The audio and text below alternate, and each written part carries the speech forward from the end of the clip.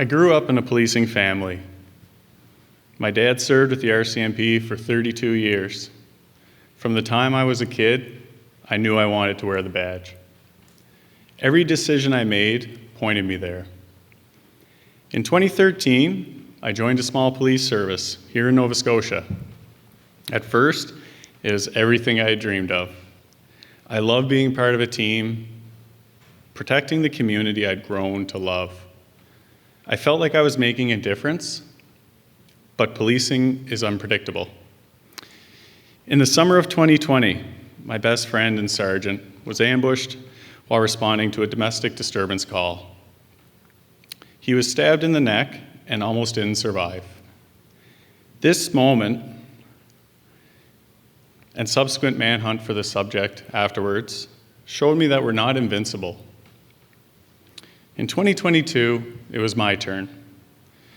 In early June, I had deadlifted over 465 pounds, and it was the fittest I had ever been. I was getting myself back on track and trying to simply survive my career. On June 12, 2022, a routine traffic stop led to a brief pursuit. A fleeing suspect cornered on a dead-end road. I exited my police cruiser through the smoke, lights, sirens, running to the back. Suddenly, I heard an engine revving.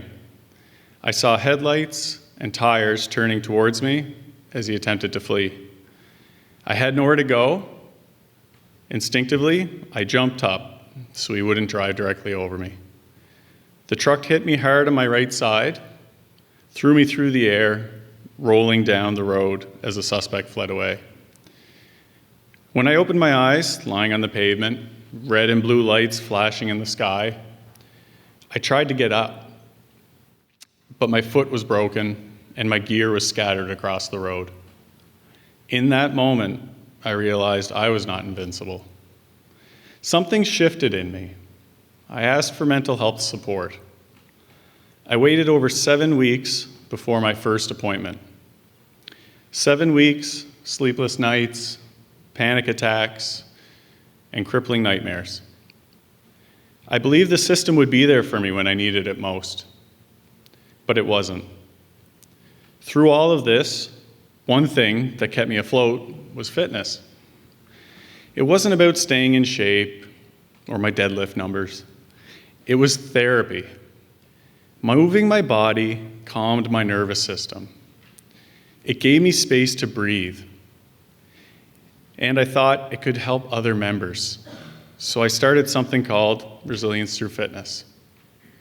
At first it was small, but then in 2024, my police academy troopmate from the class of 2013, Officer Thomas Michael Gibbons, took his own life. He was the 7-foot ginger of squads 103 and 104. He was the happiest guy in the room, our right marker, and the guys whose job it was to keep us in step, even though we couldn't march. The one you'd never expect to take his own life. If somebody like Tommy couldn't reach out, something was broken in the system. After Gibbons' funeral, a group of us made a pact. If it ever got that dark again for any of us, we'd call each other. We weren't going to bury another friend. The truth is, our culture hasn't always made space for mental health. The old way was, you finish a tough call and you go for drinks. Nobody asks you how you're really doing. That's what my father's generation lived through.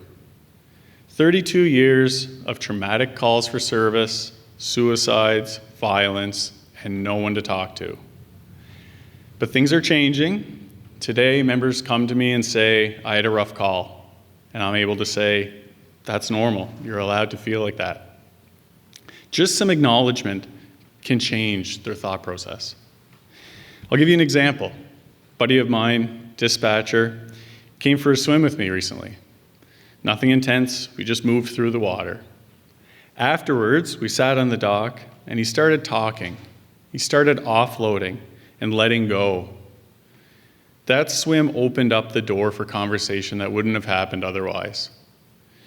Another friend of mine, supervisor with a heavy workload, started training with me recently. One day during a brutal session, someone asked him, "How do you keep going? How do you push when most of us will quit?" He didn't hesitate. He gave a tired smile and said, "Trauma." I knew exactly what he meant. He wasn't joking. He wasn't being dark. He was just telling the truth. The same pain that once tore him down was now driving him forward. Later, after class was finished, he opened up about his own traumatic experiences and asked me if I had ever used alcohol to cope. I told him the truth. Yeah. It's the easy escape, but it doesn't heal anything. Although I do love a good IPA.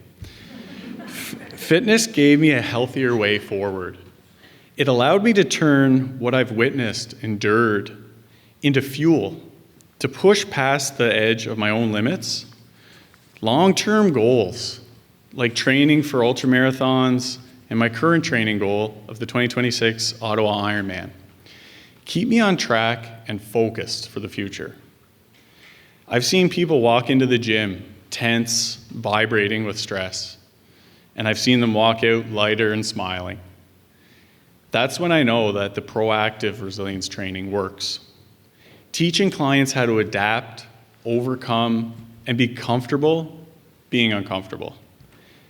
I know I could have been a statistic, but instead I chose to move. Now my mission is simple: to change the culture for first responders, to show them it's okay not to be okay, to give them the tools through fitness, community, and honest conversations. That's going to help them survive the job and live well beyond it.